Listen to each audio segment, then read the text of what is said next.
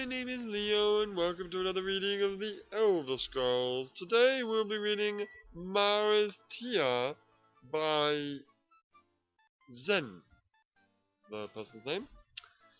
Well, children, if you all gather around and sit quietly, I'll tell you the story of Mara's Tia and Shandar's sorrow.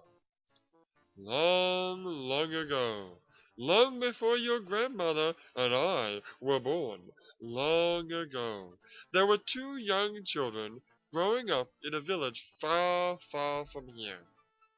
They played together and ran through the woods together, exploring their little world and learning to see things through each other's eyes.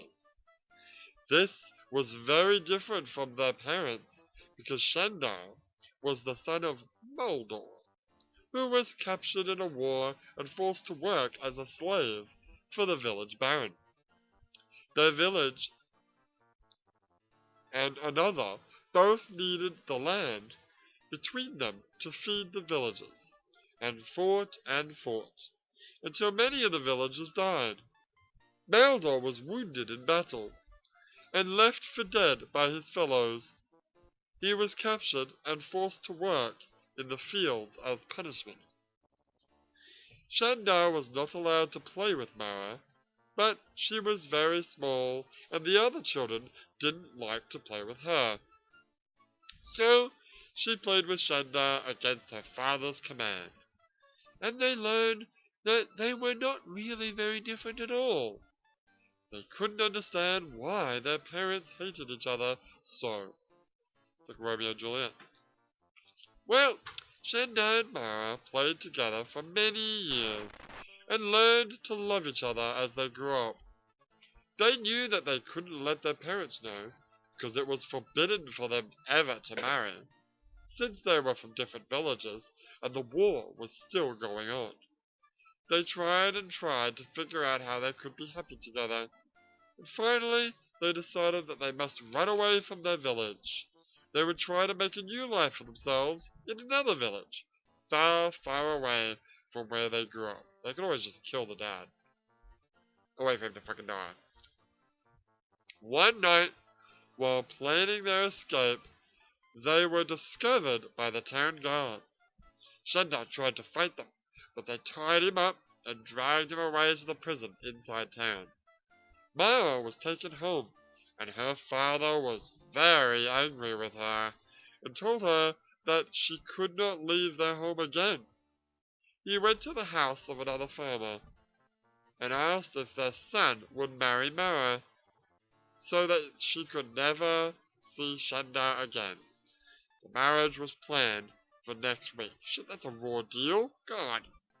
Shandar, meanwhile, was to be killed for daring to be with Mara. He was beaten and placed in a stockade. Okay.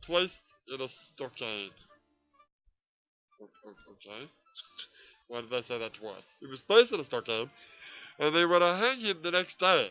When Mara found out that Shandar was to be killed, she knew that she could never live without him, and climbed out her window and ran into the woods, crying and crying. She ran and ran, and soon was lost. It was very dark, because back then, they did not have any moons in the sky, to make it safe for little boys and girls. Soon, she found herself in a part of the woods she had never been before, and sat down on a rock, since she was very tired. This book really likes to repeat the same words twice. Like, long, long ago, and far, far away, and she's crying and crying. But then this part here, it was very dark, because back then, they did not have any moons in the sky back then to make it safe for little boys and girls. Why did that say back then to us? And what do you mean they didn't have any moons? Is this the story? Oh, I got it. Those two, they're gonna become the two moons. I don't believe the moons are called Mara and Shandar. Because Mara is one of the goddesses, right? Shandar, I know. Is Shandar the Shandar from the Nebuchadnezzar's mirror?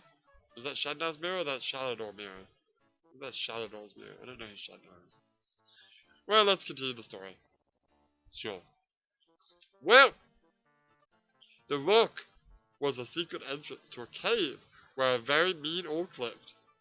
When he came back from his hunting, he found Mara curled up asleep on his rock, and thought to himself, Mmm, a tasty little girl. I shall save her for my breakfast. He grabbed her and took her into his cave, moving the rock back, so that she could not escape. She was sure to die, and tried to escape, but the evil orc just laughed and laughed at her, until she finally gave up. When the villagers found out that Mara had run off, they were very worried. No one knew the woods very well, and all were afraid of the evil orc that lived there. Only Shandar was not afraid, and he begged and begged for the Baron to set him free, so that he could go for Mara. The Baron finally decided to let Shandar go, for no one else was brave enough to go and rescue Mara. So what about his husband-to-be? True. So Shandar was set free, and he set off into the woods to go and rescue her. Shandar searched and searched, but could not find poor Mara. Finally, he sat down on a rock to rest for a moment, and as he sat down, he noticed a piece of cloth under the rock.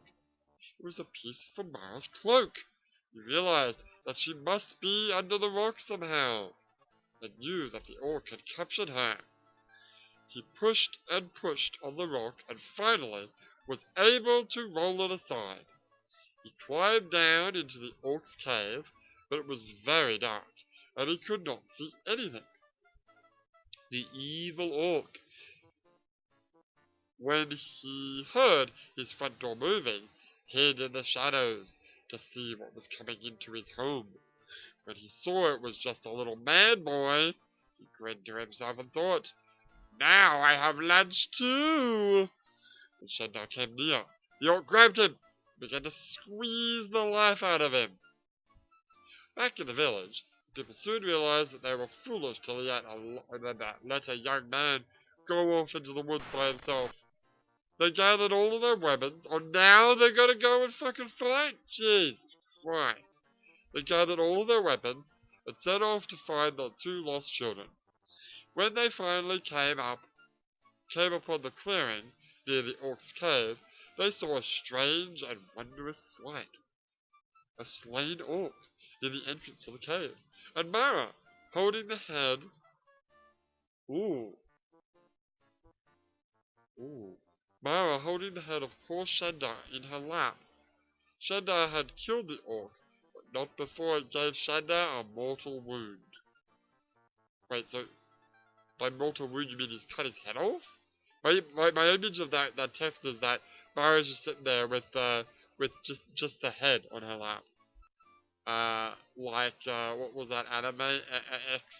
Oh god, what was the name of it? X 1999? I think that's what it's called. Anyway.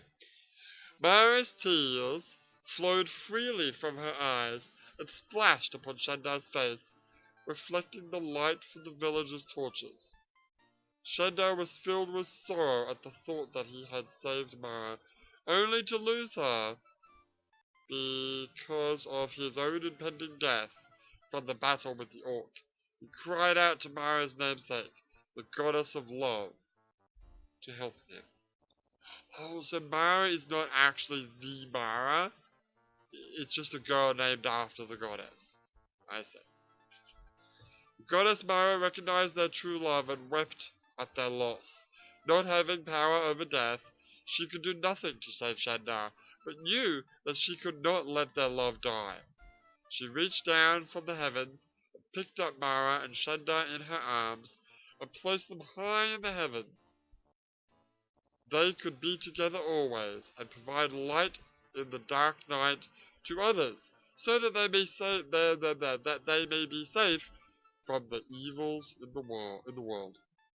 The villagers were amazed at the sight, and vowed to honor the love of Shandar and Mara by learning more about themselves and their neighbors, so that the war that had been going on as long as anyone could remember would end. Shendar's sacrifice for the one he loved showed them that he was worthy of their respect, and those from his village were just as proud and worthy as themselves. And that's why, children, every night we can see Mara's tear and Shendar's sorrow, spending their lives together high in the heavens, lighting the way for all the little boys and girls like you. The end. Ah, what a nice story. That was Mara's Tear by Zen. I hope you enjoyed it. I like that story. That was a good story. Alright, so today is not the 13th, it's the 14th. So let's rest for 22 hours. Probably we'll get attacked by something. And then maybe we'll get a letter. Wow. Oh jeez, in the final 2 hours we get attacked. Of course. Of course. And who wants to go? Who wants to fucking go? Hello? Oh, you.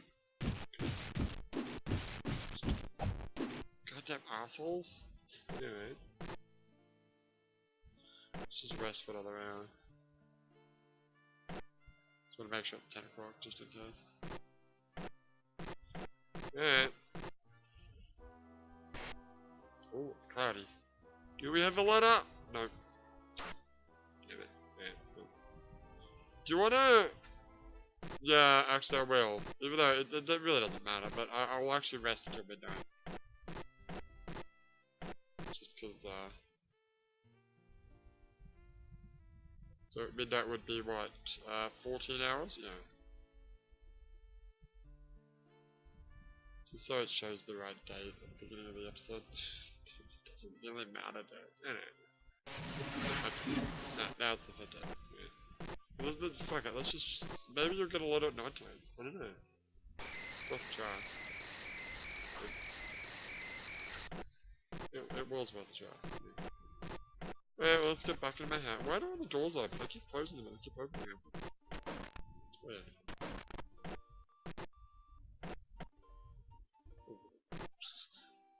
Alright. Oh, what's going on? Oh, I think the game just crashed. Ooh. Well, alright. When we come back, we'll be reading another book, I guess. I guess the game just crashed. But for now, my name is Leo, and I will see you next time. Oh, wait, no, oh, okay. It is fine. Okay. You came back.